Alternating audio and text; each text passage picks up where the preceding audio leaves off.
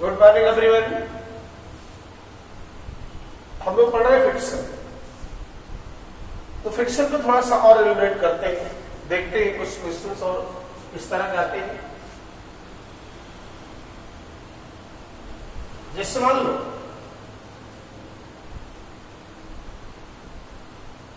एक चीज पहले जान लें, tension and friction. Tension and friction, जैसे मान लो कि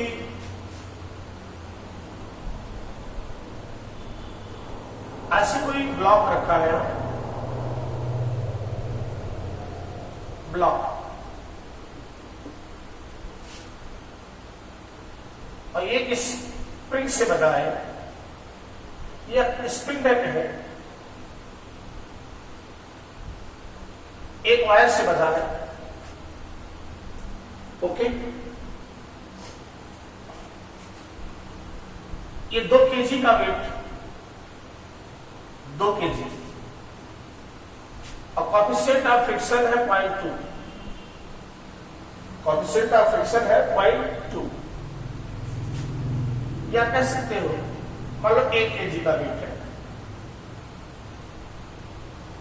2 kg ये, यहां 0.1।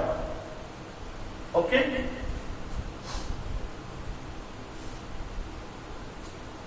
या फिर ऐसे ले लें,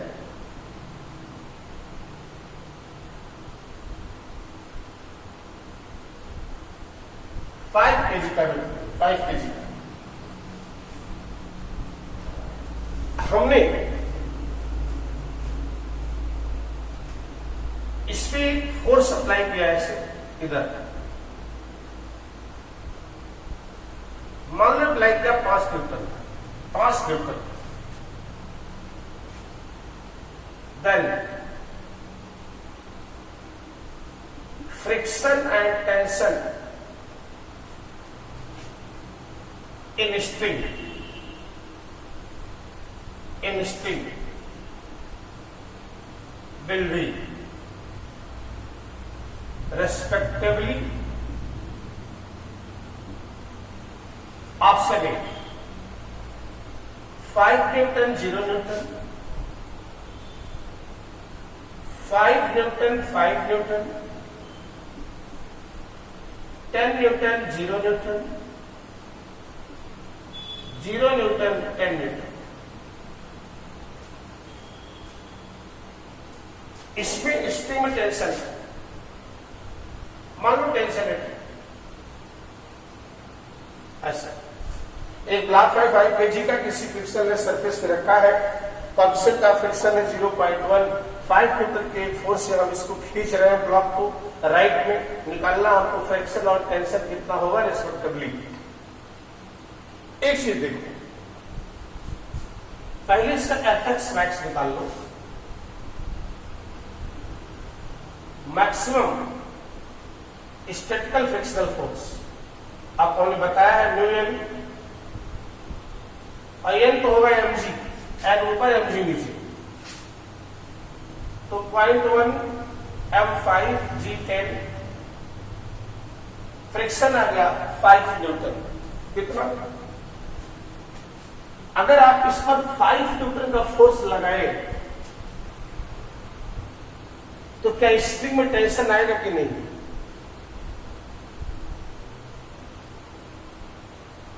अब देखेंगे फ्रिक्शन कितना है। आपने 5 न्यूटन का फोर्स लगाया और वो 5 न्यूटन मैक्सिमम फ्रिक्शन इधर लगेगा अपोजिट में, ये फ्रिक्शन खा जाएगा इसको। तो जब उतना फ्रिक्शन खा गया, जितना अप्लाइड फोर्स है वो फ्रिक्शन ही खा गया, तो क्या ये इसमें कोई टेंशन आएगा? लोगों का कहना होता है, कई बार इस पर लड़ाई भी हो चुकी है टीचर्स में, आपको लड़ना नहीं, आपको सीखना है। 5 न्यूटन का फोर्स लगाया तो कहते नहीं इसमें 5 न्यूटन आ जाएगा टेंशन, क्योंकि कुछ समय होता है जब ये फ्रिक्शनलेस, यहां तो वास्तव में फ्रिक्शन है, तो पहले आप लगाओगे 5 न्यूटन का तो फ्रिक्शन तो अपोज करेगा ना, और फ्रिक्शन अपोज करेगा तो निश्चित बॉडी जरा सा भी हिलेगी नहीं अपनी जगह से, और जब तक हिलेगी नहीं, टेंडेंसी नहीं होगी इसकी चलने की आगे की तरफ, तब तक इसमें टेंशन स्ट्रिंग में नहीं आएगा। जिस तरह आपने अप्लाइड फोर्स किया उतना खा गया कौन? फ्रिक्शन। तो फ्रिक्शन कितना हुआ? 5 न्यूटन। लेकिन इसमें टेंशन आया कि नहीं? नहीं। अगर हम 6 न्यूटन लगाए होते तो 6 न्यूटन में से 5 न्यूटन फ्रिक्शन खा जाता, 1 न्यूटन का फोर्स स्प्रिंग पर आता, दैट इज टेंशन। और जब टेंशन तब आएगा जब आपका फ्रिक्शन फोर्स कम हो अप्लाइड फोर्स से, यानी पहले कौन आएगा? फ्रिक्शन, उसके बाद आएगा क्या? टेंशन। अगर बचाव से अप्लाइड जाएगा फोर्स तब टेंशन आएगा। तो नोट ये करेंगे, फ्रिक्शन और टेंशन में, फ्रिक्शन और टेंशन दोनों, ऐसे लिख लो, दोनों एक साथ आए तो फ्रिक्शन पहले आएगा। फ्रिक्शन पहले आएगा, ये अपनी भाषा में ऐसे लिख लेंगे कि अगर किसी सिस्टम में फ्रिक्शन और टेंशन दोनों आ रहा है एक साथ, तो पहले फ्रिक्शन आएगा उसके बाद टेंशन। अगर बचता है, कंडीशन बचती है, तो यहां पर फ्रिक्शन तो आएगा लेकिन टेंशन 0, इसका मतलब पहले वाला आंसर करेक्ट है, राइट। ऐसी बात बेस पर हम क्वेश्चन देखते हैं कुछ।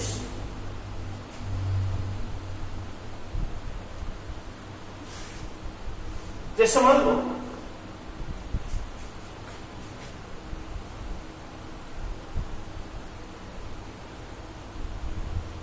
एक कोई ब्लॉक ऐसा, राइट,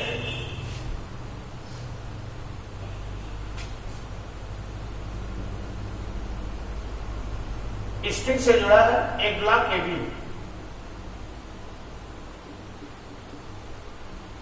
और यहां एक फोर्स अप्लाई किया जा रहा है, फ्रिक्शनलेस है, एफ फोर्स अप्लाई कर रहे हैं, म्यू यहां भी 0.5 है, 0.1 है, और यहां भी 0.1 है। ओके, अच्छा, ये बॉडी है 5 kg की और ये है 10 kg की। ऐसा हमको निकालना है tension and acceleration. Find out tension in string and acceleration of the system,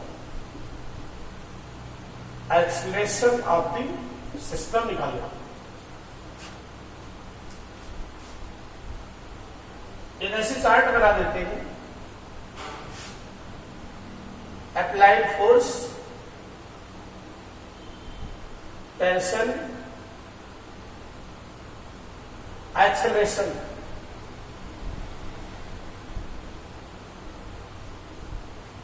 applied force हम पहले मान लो कर रहे हैं 5 न्यूटन, 10 न्यूटन, 30 न्यूटन, 3 फोर्स लगाए। जब 5 न्यूटन का फोर्स लगाया तो टेंशन क्या है, एक्सीलरेशन क्या है, एक चीज देखते हैं। इसका जो FS1 मैक्स आएगा म्यू mg से, म्यू 0.1 m5g10, ये होगा 5 न्यूटन, यहां फ्रिक्शन आएगा। और F2S मैक्स देख ले,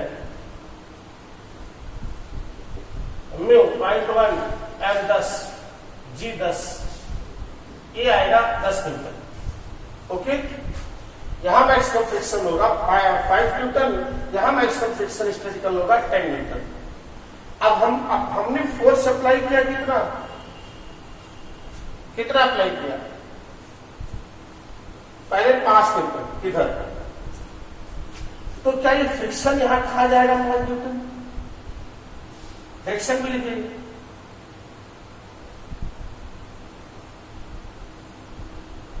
F1 F2, यहां फ्रिक्शन मान लो F1 और यहां मान लो F2। 5 न्यूटन का फोर्स लगाया, मैक्सिमम फ्रिक्शन कितना हो सकता है? 10।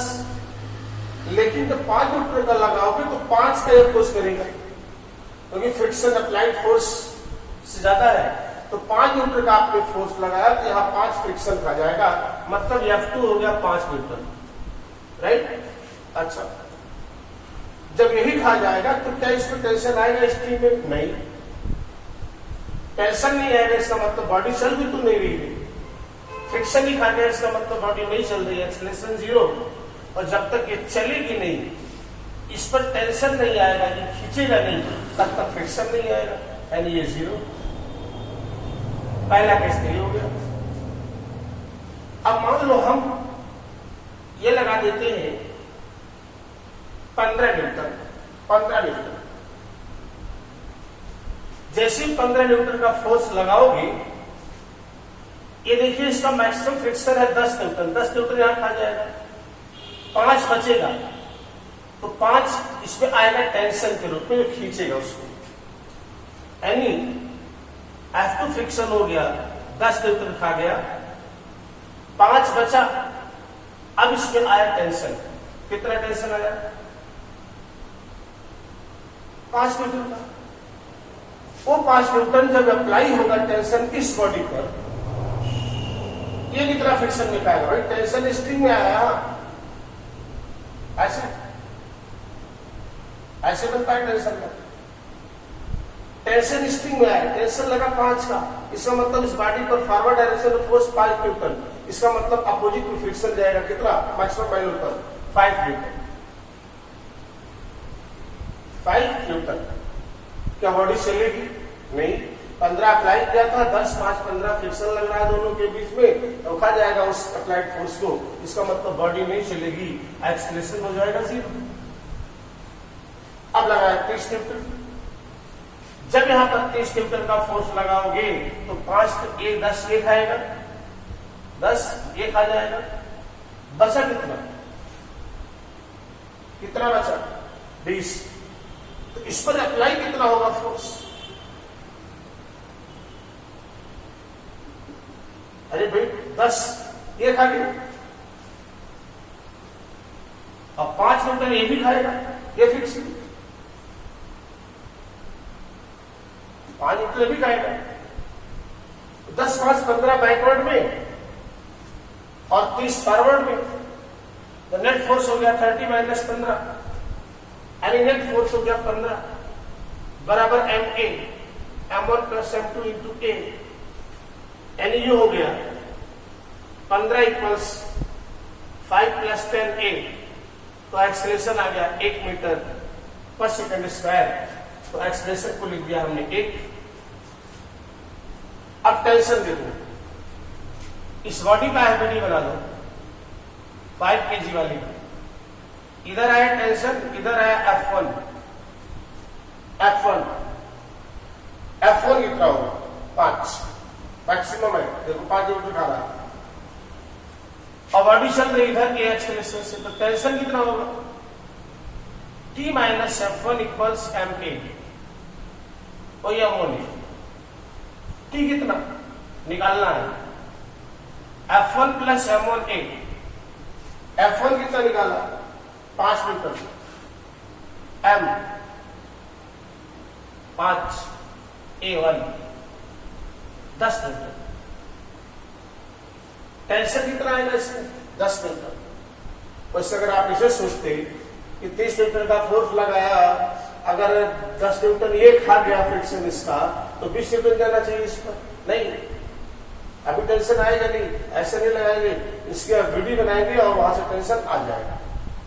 इस तरह से बहुत सा ऊंची लेवल का क्वेश्चन है, आपके सिलेबस में सब नहीं है, सब फाउंडेशन में आ जाते हैं। जो जेईई और नीट्स में ज्यादा आता है। लेकिन याद रखें, एक क्वेश्चन के जरिए से कई क्वेश्चन, एक बॉडी लगा के, 2 बॉडी है, 3 बॉडी लगा करके, इस तरीके से बहुत सारे क्वेश्चन बनाए जा सकते हैं। इसको नोट करो।